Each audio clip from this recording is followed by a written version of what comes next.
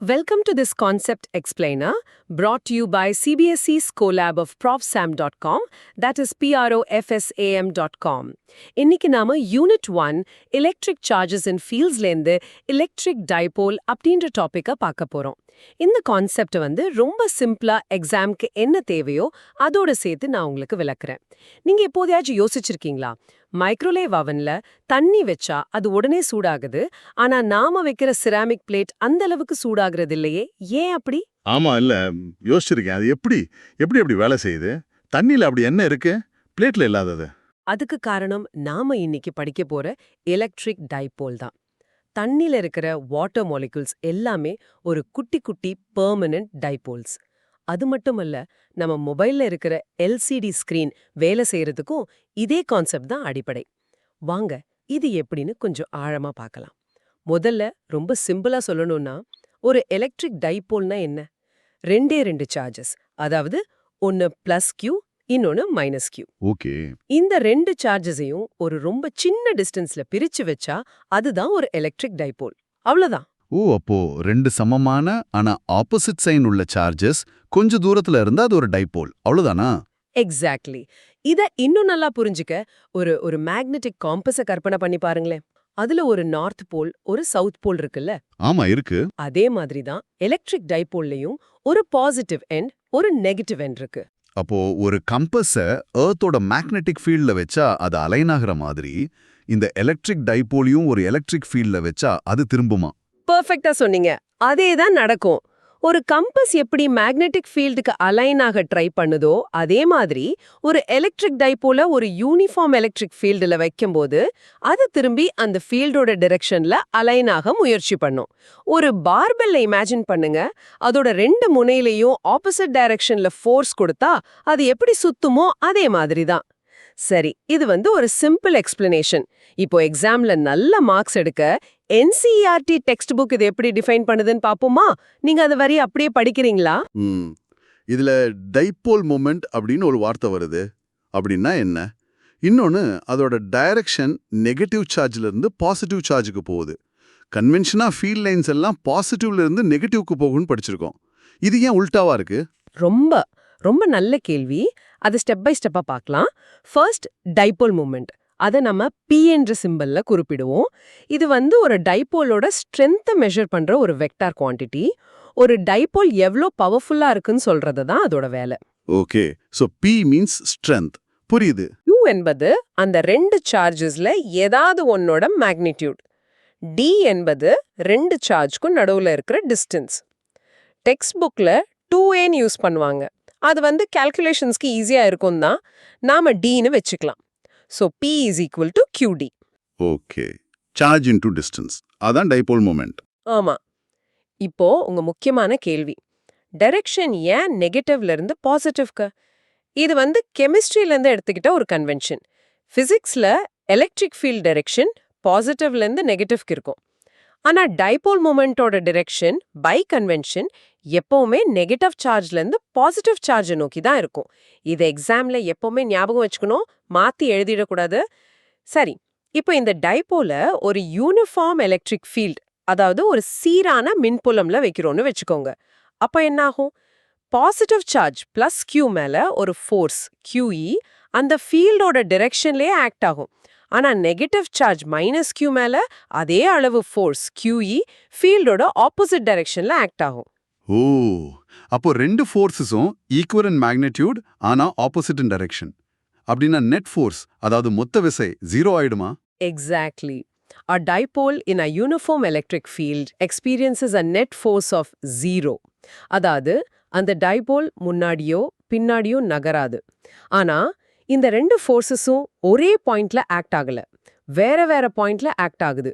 இதனால அது ஒரு டார்க்கை அல்லது ஒரு திருப்பு விசைய கிரியேட் பண்ணும். ஒரு திருப்பு விசை என்ன பண்ணும்? ஒரு பொருளை சுத்த வைக்கும். அதோட formula tau equal to P cross E. இது ஒரு கிராஸ் ப்ராடக்ட். கிராஸ் ப்ராடக்டா? அப்படின்னா குட் கொஸ்டின். கிராஸ் ப்ராடக்ட்னா இங்க சிம்பிளா என்ன அர்த்தம்னா இந்த திருப்பு விசை எப்போ மேக்சிமமா இருக்கும்னா டைபோலும் எலக்ட்ரிக் ஃபீல்டும் ஒண்ணுக்கு 90 டிகிரீஸ்ல அதாவது பெர்பெண்டிகுலரா இருக்கும்போது. அதே சமயம் எப்போ அந்த டைபோல் ஃபீல்டுக்கு அலைன் ஆகிடுதோ 0 டிகிரி அல்லது ஆன்டி அலைன் ஆகிடுதோ 180 டிகிரி, அப்போ டார்க் 0 ஆயிடும். ஃபீல்ட் அதை சுத்தி அலைன் பண்ண ட்ரை பண்ணும், அலைன் ஆன அப்புறம் சுத்த வேண்டிய அவசியம் இல்லைல்ல. அதான். Hope everything is clear so far. This concept explainer is from profsam.com, that is profsam.com. ஒரு single charge plus q or minus q create பண்ற ஃபீல்ட் வெறும் ஆர் ஸ்கொயர் மாதிரி டிஸ்டன்ஸ் அதிகமாக குறையும். ஆனா ஒரு டைபோலால கிரியேட் ஆகிற ஃபீல்ட் அதை விட வேகமா குறையும், 1r கியூப் மாதிரி. ஏன்னா கொஞ்சம் தூரம் தள்ளி போனாலே அந்த பாசிட்டிவ் அண்ட் நெகட்டிவ் சார்ஜஸோட எஃபெக்ட் ஒன்னு கேன்சல் பண்ண ஸ்டார்ட் பண்ணிடும். இது ரொம்ப முக்கியமான பாயிண்ட். இப்போ நம்ம ஆரம்பத்துல பேசின மைக்ரோவேவ் அவன் விஷயத்துக்கு வருவோம். நீங்க கேட்டீங்கல்ல தண்ணி எப்படி சூடாகுதுன்னு. ஆமா, அத சொல்லுங்க. ரொம்ப கியூரியஸா இருக்கு. முறை முன்னாடியும் பின்னாடியும் மாறி மாறி ஆசிலேட் ஆகும். தண்ணியில இருக்கிற வாட்டர் மாலிக்யூல்ஸ் உண்மையில ஒரு பெர்மனன்ட் டைபோல். இந்த மாதிரி வேகமா ஆசிலேட் ஆகிற ஃபீல்டுல அந்த வாட்டர் மாலிக்யூல் டைபோல்ஸும் அந்த ஃபீல்டு கூடவே அலைன் ஆக ரொம்ப வேகமா சுத்தும். இந்த ஆட்டம்னால மாலிக்யூல்ஸ் ஒன்னோட ஒன்னு உரசி ஃப்ரிக்ஷன், ஹீட் எனர்ஜி கிரியேட் ஆகும். இதனால தான் தண்ணி சூடாகுது. செராமிக் பிளேட்ல இருக்கிற மாலிக்யூல்ஸ்ல அந்த மாதிரி ஃப்ரீயா சுத்துற டைபோல்ஸே இல்ல. அதனால அது அவ்வளோ சூடாகிறது இல்ல. வாவ், அதான் விஷயமா? இப்போதான் புரியுது. So it's all about rotating dipoles. Yes. சரி, இப்போ இந்த தியரியை வச்சு ஒரு சின்ன கணக்கு போட்டு பார்ப்போம். இப்பதான் கான்செப்ட் இன்னும் ஸ்ட்ராங் ஆகும். ஒரு சார்ஜோட வேல்யூ 2 மைக்ரோகூலம். ரெண்டு சார்ஜ்க்கும் நடுவுல இருக்கிற டிஸ்டன்ஸ் 0.01 மீட்டர். இதை நாம 500 NC அளவு இருக்கிற ஒரு எலக்ட்ரிக் ஃபீல்ட்ல 30 டிகிரி ஆங்கிள்ல வைக்கிறோம். முதல்ல டைபோல் மொமெண்ட் P என்னன்னு சொல்லுங்க. P is equal to QD. So P is equal to 2 into 10 to the power minus 6 coulomb into 0.01 meter. அது வந்து 2 into 10 to the power minus 8 cm வருது. கரெக்ட். இப்போ அடுத்தது டார்க். ஃபார்முலா என்ன? Tau is equal to PE sin theta. இப்போ வேல்யூஸை substitute பண்ணி சொல்லுங்க. Okay. tau is equal to 2 into 10 to the power minus 8 into 500 into sin 30 degree. எனக்கு தெரிஞ்சு sin 30 degree என்பது 0.5. So 2 into 10 to the power minus 8 into 500 into 0.5. அது 5 into 10 to the power minus 6 nm. Am I right? Perfect. அவ்வளவுதான். நீங்க இந்த dipole கான்செப்டை நல்லா புரிஞ்சுக்கிட்டா அடுத்து வர்ற போலரைசேஷன் அண்ட் டயலெக்ட்ரிக்ஸ் மாதிரி டாபிக்ஸ் உங்களுக்கு ரொம்ப ஈஸியா இருக்கும். ஆனா இங்கதான் ஒரு பிரச்சனை. தியரி நல்லா புரிஞ்சுக்கிட்டாலும் ஸ்டூடெண்ட்ஸ் எக்ஸாம்ல சில காமன் மிஸ்டேக்ஸ் பண்ணுவாங்க. அதுல தான் மார்க்ஸ் போகும். அது என்னன்னு பார்க்கலாமா?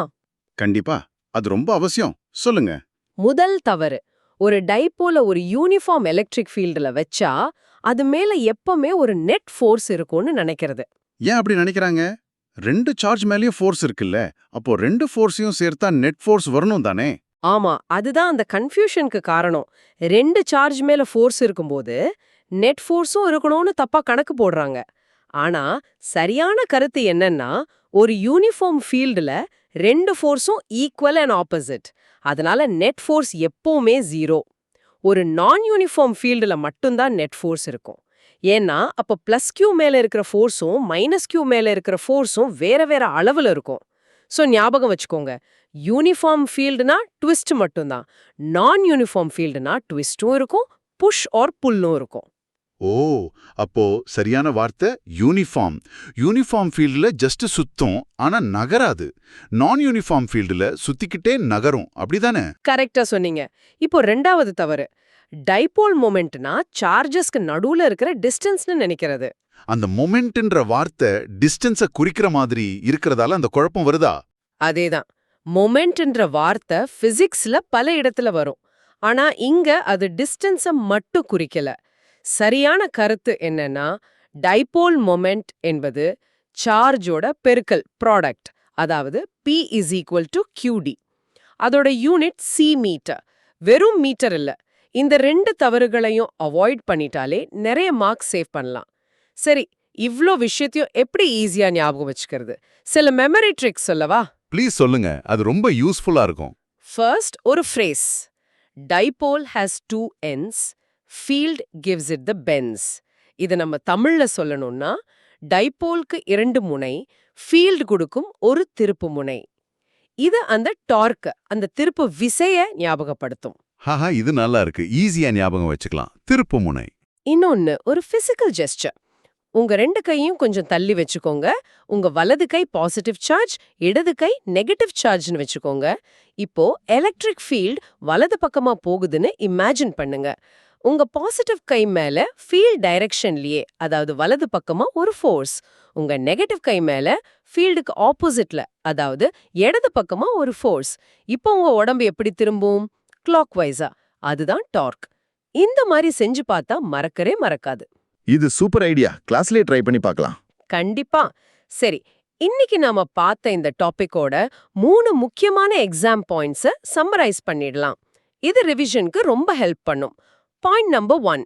An electric dipole is a system of 2 equal and opposite point charges separated by a small distance. Okay, the basic definition. Point number 2.